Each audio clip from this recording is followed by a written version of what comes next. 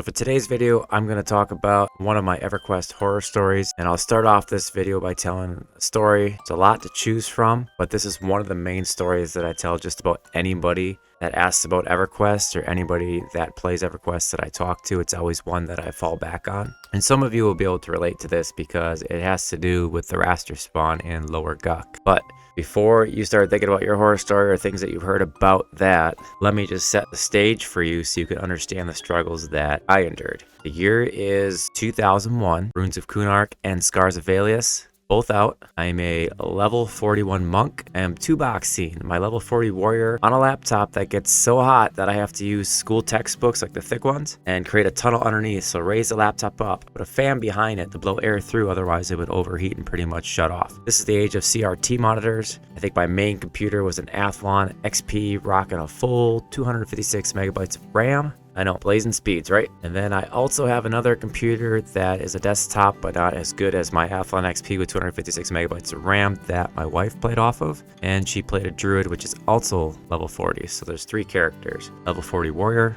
41 monk, and a 40 druid. So life is good. I'm playing off satellite internet, and no, it's not Starlink. This is satellite internet they had that was kind of in between like a dial-up cable modem phase. And what it did is it used dial-up internet basically for the upload speeds. You still had to dial into this and connect, and then it used a satellite to pull down.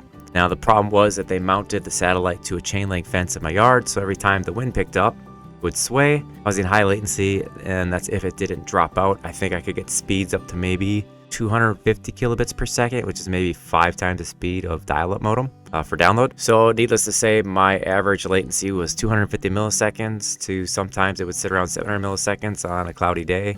Those are latencies that will not work for any other game, probably not even Everquest today. Definitely not first-person shooters, definitely not MOBAs where you expect your latency to be between like 20 and 40 milliseconds. Playing first-person shooters off that, you'd have to almost predict where they were going to be and shoot ahead as a guess. But for Everquest, it worked. Wife had 40 druid, she was the main healer. And gear, we had almost like nothing. We were pretty much as poor as you can get. If I had a fine steel sword on my warrior, I think I would be considered lucky. The monk was probably in a full set of woos using his fists as weapons. And the druid probably had a few of those cheap Jasper Wisdom rings, earrings, maybe a foreman's tunic that we got at East Commons. Not a lot of wisdom, like definitely nowhere near even probably average gear. So to put this in a way that's easy to understand, if Raster spawned with any ads, it was a wipe with those 3 characters. So this was more of like a tactical deployment. And even though I had no chance, and I mean 0 chance of actually finishing the monk epic, for some reason I felt like I had to get this drop because everyone talked about how hard it was. So if we made it past the Minotaur pit in Lower Guck, where you're swarmed by a bunch of minotaurs, I think like 5 pop or whatever. Remember, I have no way to resurrect myself. Anytime that someone dies or we wipe, you have to go get them and run all the way back through. So there was a chance that we could make it through the caves as long as my wife hit the snare for any runners. If we didn't get snared and they picked up any ads, it was you're dead. So after several wipes in the Minotaur pit and long agonizing run backs and begging people for resurrections and pulling corpse around with my monk, finally able to make it to Raster's room, only to find that it was camped. Did that discourage me? No. I waited online with my monk, feigned death. Well, the other 2 characters I camped off in that room, or in that safe spot-ish in that room. It was actually a benefit that somebody was there at the camp because I couldn't break the camp myself with those characters. I think there was like 3 to 4 spawns. So the only way for me to actually get the Raster camp was to come in right after someone had cleared it, got their idol, and then I would have to come in, log in, and try to keep up with their spawns to keep them down. And eventually that's how it happened. The Raster spawned for this one guy at his idol, so I logged all my characters on and I began the camp. Now the guy that was camping had a lot more DPS to keep some of the clear down. So the first wave of respawns was actually rough. I had more than 1 at a time, pretty much almost wiped because we had no DPS. But after I made it through that first wave, the respawn timers were set where there was enough space between each of those 3 or 4 respawns where I could do 1 at a time, the next one spawn 1 at a time. Although that sounds like the story, this is actually where the story begins now. So the story that I tell people about the time I camped Raster for the Monk Epic, back then we didn't have like cell phones, or at least I didn't if they were in existence. Back then they weren't very smart. I guess if they were cell phones, they weren't smartphones is what I should say. And I didn't know about Show EQ or any type of the cheating like the MacroQuest stuff if it existed as early as 2001. So it's just me. And the only way I keep track of the spawn timers was with a handheld alarm clock that I would set to go off every 25 minutes or so, which gave me enough to prepare for, I think it was 28-minute respawn timers for 76 hours. Yes, you heard that right. 76 hours, 3 days and 4 hours. I camped Raster. Now the first 8, while I was naturally awake, were easy. I think if we were higher, we could have just camped like the Raster pH, but because we were like in proximity of levels of things in the cave, our aggro radius was larger. I think it was like 3 or 4 mobs we had to clear that would aggro us when they spawned. And that had to be done every rotation. 28 minutes. I'm still traumatized from experience to this day. But first 8 hours, Raster did not spawn. It's a little quicker than 2 spawns per hour or whatnot. 8 hours, Raster didn't spawn. Come nightfall, I did what any normal 18-year-old on vacation from work would do. I stocked up on Pepsi and Mountain Dew with I'm all jacked up on Mountain Dew. the side of Keebler cookies. Sustained me, and I prepared for the long haul. My wife played the game too. She did not support me in this in any other way except to let me use her character for a 3-box on 3 PCs. She actually thought I was stupid as fuck, and looking back, I may have been, probably was. I was invested. So nightfall hit, I started to get tired, cleared a pH, set my timer, and I began to doze off in my chair. Now the timer went off, I woke up, cleared the pHs, and I reset my timer. And the first night was rough. When it was morning, I was so tired, but I was able to stay awake without the timer. On that next day, Raster did not spawn. So the first 24 hours, I got no Raster. People kept coming in yelling camp check, and I would say Raster, and they would say, wow, you're still there. And I would say, yeah, motherfucker, I'm still here. And like this shit was scarier than Five Nights at Freddy's.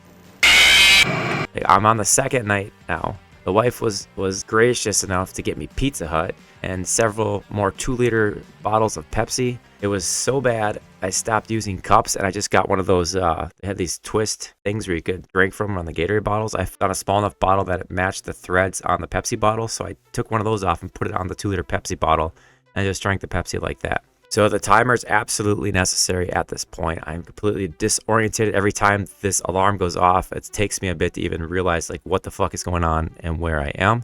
A lot of times through that night, that second night, I was contemplating the meaning of life, and maybe what I had decided to do on my vacation time was probably not the best idea, but now I'm even more pissed and committed. Anybody else that has this type of like addiction to games and not being beat probably understand what I'm talking about. Like there's no way short of like death that I'm gonna not camp Raster and get this camp. Needless to say, Raster did not spawn, and it is morning again. We are now on 48 hours, and now people in the zone are starting to root for me. They're in disbelief that I've been holding the camp this long and still didn't get Raster to spawn.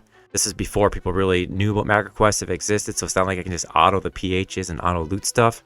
I have to actually be there. And those other people in the zone that were waiting for camp, they also started to question whether or not they needed their monk epic this bad, if this is the type of shit that they were going to have to deal with. So the day went on. I had my timer set just in case I passed out, which was basically a serious threat to me. Missing a respawn, remember, if anytime these mobs respawn more than one, so if I let more than one come up at a time, they could easily take me down, pause a wipe, and I'd lose my camp. Even if I could get back there, someone else would have taken it. So it's now the third night. My family is just royally pissed at me. The wife is mad because I didn't do anything with the family all vacation. I don't even make sense when I talk anymore, and all I can think of is Raster. I feel so god-awful. Every joint in my body hurts. My stomach is just pissed for drinking soda nonstop, but I have to keep drinking or I will surely fall the fuck asleep. On a side note, if I ever get diabetes, it will be from just camping Raster, and I might have to consider actually suing Everquest from this. I've ate so many Keebler cookies that I now hate elves. I won't even make an elf in any game, especially Everquest, to this day. But now it's night 3. My timer is set up every time, and I'm just like fatigued. This night was scary because even with my alarm going off, I would drift to sleep or head bob in the middle of actually like clearing a pH. So I'm like fighting and like I'm like this. And there's a few times this night I'd pass out for some amount of seconds. I don't know what it was, but I remember just coming back to, and I'm either like standing over a corpse and a mob's attacking me, or like I'm still fighting. I'm almost dead. I gotta hurry up and do a fast heal. It was just awful. Somehow I make it through night 3. Raster did not spawn. I'm at the point where I'm like, does this guy even spawn anymore? Is something broken? Is it bugged? Should I submit a ticket? Like, what's going on here? Like, I'm at the point now where I'm basically cannot carry on. I'm literally about to just give up. The morning is here. It's light out. I'm still using my alarm, and my wife is probably filling out divorce paperwork as I'm sitting here in this chair. She doesn't say anything to me the entire day. So finally around 11 a.m., this motherfucker spawns. Like, I'm so shocked I didn't even know what to do. So I learned quickly that this isn't just an ordinary mob like, haha, go kill him, get your idol when he spawns. No, this motherfucker is putting the pounding on me. And I'm starting to wonder if I can even beat this guy now that he's spawned. I'm like, did I just waste 3 days of my life? And so I got the warrior tanking, monk's doing DPS, the druid is churning out heals, he's at 30% HP. I miss a heal on the druid and the warrior goes down.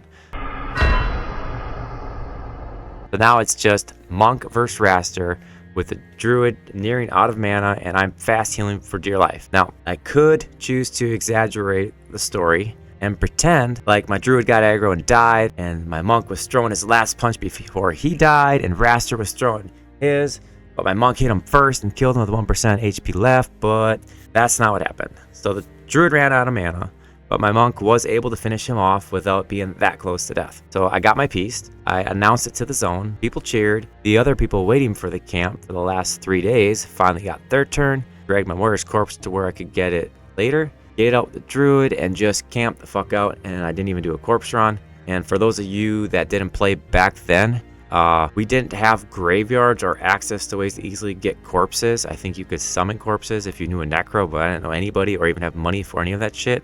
So if you didn't go get your body or get a res, you would lose all of your items. Like, you respawn naked and your item stayed on the last corpse that had the gear. If you didn't go get your body and it actually like expired, like, you didn't have any gear, it was just gone.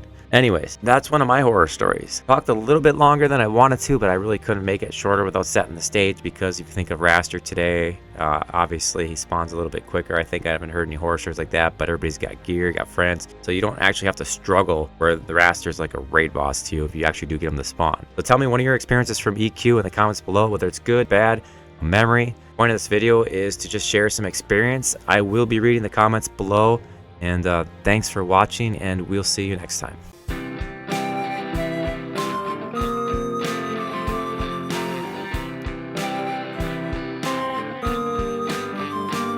We got P99, we got TLP, we got private servers and tests that's free.